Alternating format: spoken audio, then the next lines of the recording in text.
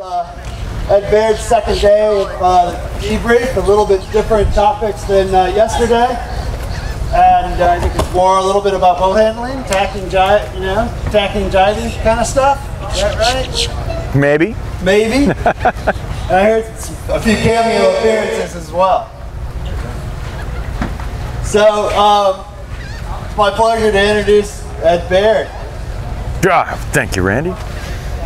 Thank you, Randy. Great to be here again this afternoon. We're a little shy on people at the moment. We know we've got boats that are still coming in from the offshore course, and a lot of you just got in from your race courses inside. But we're going to get on going on time here, best we can, and try to show you guys a little bit about what happened out there today. Now, one of the things that is different about day 2 than day 1 is the priorities and the goals that each team has. You know, coming into the regatta yesterday, a lot of teams suggested to me and you know, other folks that were asking them questions about it, that you know, they were really just trying to learn the venue a little bit, trying to not make any big giant mistakes, trying to you know, get started with races they could keep and improve from there. The big deal yesterday was to go out and learn a little bit about what the race course was offering up and try to improve on that today. So hopefully you guys all feel like you did that.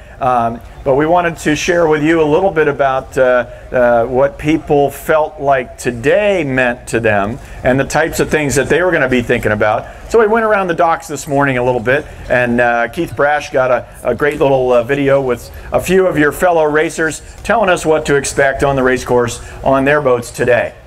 What do you got, Keith? My priority today is to do better than yesterday. Yeah, my priority today is not to smash anyone and to keep the boat moving. My priority today is clean crew work. My priority today is to win. What's your priority today is to move fast. Our priority today would be managing ley lines. My priority today is not cashing off the table too early and always reinvesting into your side on the race course. My priority today is to stay clean. No fouls. Manage the conditions, manage the boats around us, and have fun. Sailing Charleston, the current's a huge priority, so we try to run the bias on the line, figure out the current on the first beat, and figure out the best way to get up current. My priority on the race course is that my son has a good time. Make sure you got plenty of sunblock and keep the boat going fast. Priority on the race course, suck a little bit less. Our priority on the race course today is to have nice, fair courses, upwind, or 15 knots. So hopefully everybody got what they wanted. But wow, you know, it was interesting there to hear the different ways that people were going to approach today. Certainly different than yesterday. Yesterday a little bit conservative. Today it was people saying, well, you know, I want to step it up. I want to get moving forward. And you know, we went out there today to have a look around and see how they did that. Now, as you all remember, it was a light air day. We left the dock a little bit late. And even after we got out there wasn't a lot of breeze to get started with. So when it was time to race, you had to snap right into it pretty quick. And that makes it important that everybody has a couple of minutes ahead of time to think through, you know, what's different about today.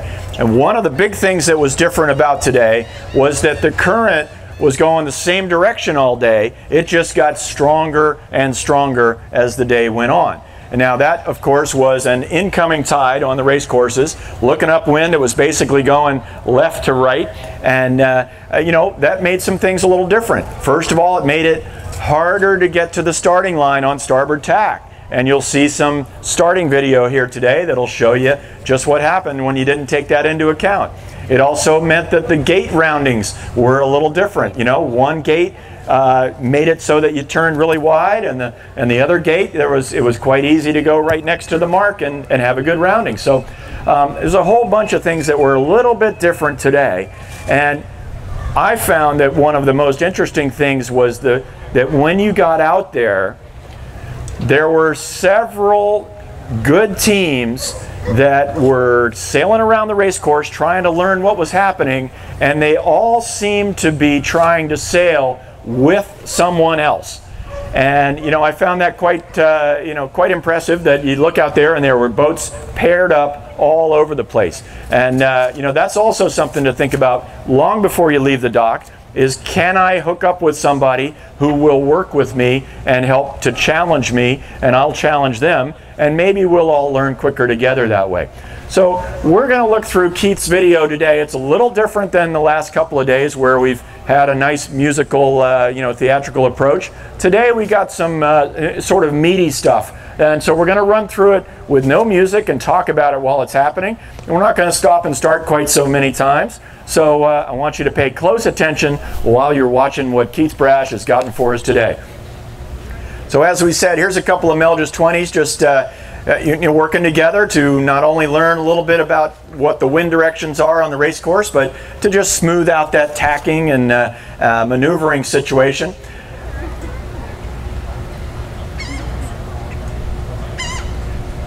As you can imagine, on a light air day like this, you're not going to get a lot from just a long straight line speed test because it's so puffy and the breeze is just filling in. So these guys decided to do a few tacks, do a few jibes on each other, and just make sure that their boat handling was crisp. Getting down near the starting line now, there's on the Melges 20 course, it was a long delay just like on the J70s.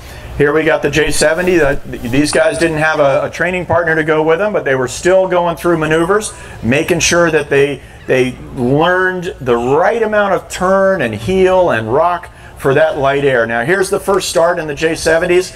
Look at the big dip in the center of the line. There's the gun. We're right on the line right here. There are boats literally 6 boat lengths back in the middle of the starting line because they did not take into account what was happening with the current. And you can see right here, these first couple of boats that just have a nice tack, they could cross everybody right now.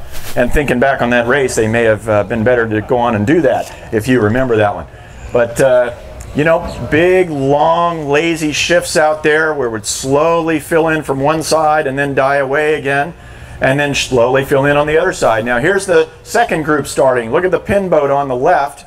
And look at the big dip in the center, all caused by people not appreciating how fast that tide was starting to move against them. And it was almost right on their nose as they tried to come up to the line there. So it was holding them back, making the line farther away, in essence. So look at that. That's a start, and it wasn't even close to a straight line. Now we got a little bit of, we're looking at the gate as people go through here. Up current is one thing that Scott Nixon said on his goal for the day. Make sure you're up current, and that's the boat going around that left-hand gate mark. They are up current. The boat coming around this other side is down current, and as you watch them go around, you'll see how wide they end up getting pushed. Now the current's not going too quickly quite yet, but it's still, look how wide these boats are getting set on that right-hand gate looking upwind. So another thing to think about as you round these marks, there's great opportunity here. If you're going to go around the down current gate, at least think about the fact that you can turn earlier. Look at that guy turning inside everybody. Just watch what I'm talking about here. Both these boats going around each side at the same time. They're virtually tied as they go around. Look how far away that boat gets from the gate. And far enough that the boat behind them can come and turn inside. Wouldn't that be fun to do to your friends tomorrow, right? So here comes another start now. It's Melges 24s, I believe. And again, a lot of boats just late there on the line, giving up huge amounts of distance. Look at these boats on the right-hand side of the picture, 3-4 boat lengths back. One of them's already tacking over to go behind the fleet, just because they didn't think about that current enough.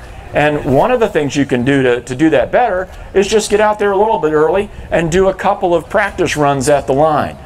It's going to be different every single start. So get out there and check it out. Here comes the Melges 20s. The lowest boat there is defending down to that port tacker and then starting. A little bit of a dip, not quite as pronounced as the Melges 24s were. But wow.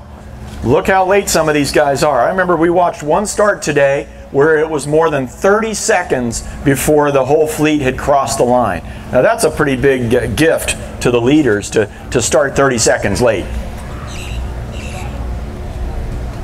So off these guys go. Now, what I'm trying to do out here by showing you guys these videos and talking a little bit about the race course is really to get you thinking about the future. And so I hope what you'll talk about amongst yourselves tonight, what you'll think about for tomorrow, is ways that you can get out there and step forward on how you did today, how you can get closer to the starting line, how you can round the gate tighter, how you can make your tacks and jibes just a little smoother, and maybe hook up with another team that you can train a little bit with before the race, so you can you know, challenge each other to go a little faster, to think a little better, and to be a little better at the finish line.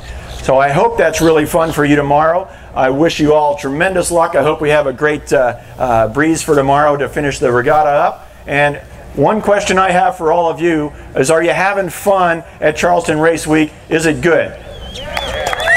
Nice.